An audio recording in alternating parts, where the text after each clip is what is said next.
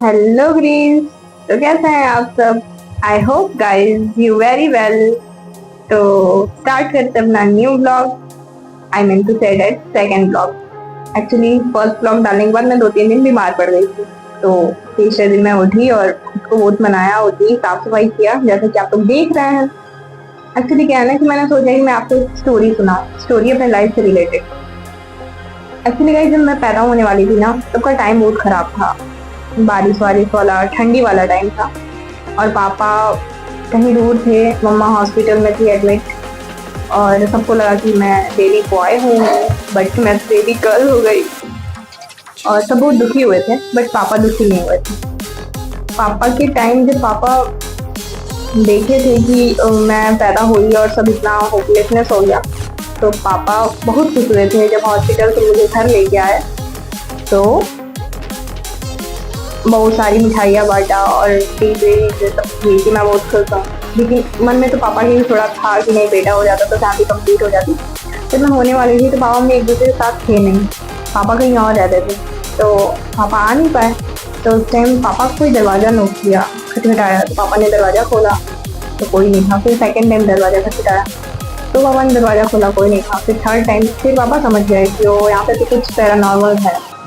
तो फिर पापा फिर दरवाजा फिर खटखटाया किसी ने, पापा उसने खोला नहीं। पापा का सर बहुत दर्द कर रहा था, पापा घर पे बात कर नहीं पा रहे थे जैसे तक कि नेटवर्क नहीं था वहाँ पे, पापा बात कर नहीं पा रहे थे। पहले का टाइम तो और नेटवर्क नेटवर्क खराब ही रहता है। फिर पापा बोले कि ठीक है। फिर पापा नॉर्मली होके सो गए। हम मम्मी बहुत परेशान थी हॉस्पिटल में। और फिर हॉस्पिटल में 1-2 दिन एडमिट होने के बाद में पैदा हुई।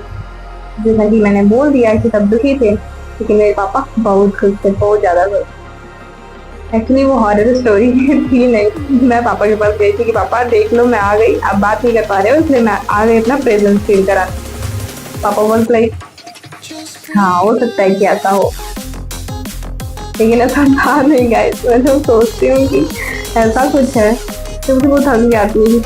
हो सकता है कि मैं हूँ, बट ऐसा हो कैसे सकता है। तो गाइस आज तो पूरे दिन मैं पढ़ नहीं पाई थी, लेकिन जो थोड़ा बहुत पढ़ा वैसे कंप्लीट हो नहीं पाया। लेकिन जितना हुआ उसमें मैं सेटिस्फाइड थी, क्योंकि मैं ठीक हो गई, यही मेरे लिए बहुत था। मेरे को बहुत वोमेट हुआ और फिर मैं पूरा फीवर आ गया, मैं बेहोश हो गई थी 2-3 टाइम। अकेले रहना और खुद को मैनेज करना हेल्थ इशू में थोड़ा टफ पड़ जाता है। अगल बगल के भैया लोग थे और एक आंटी थी जो मुझे खाना बना के देती है, उन्होंने बहुत सपोर्ट किया मुझे मेरे मन के हिसाब से। तो वेल गाइस बाय, फ्लाइट भी चली गई, बाय बाय, थैंक यू।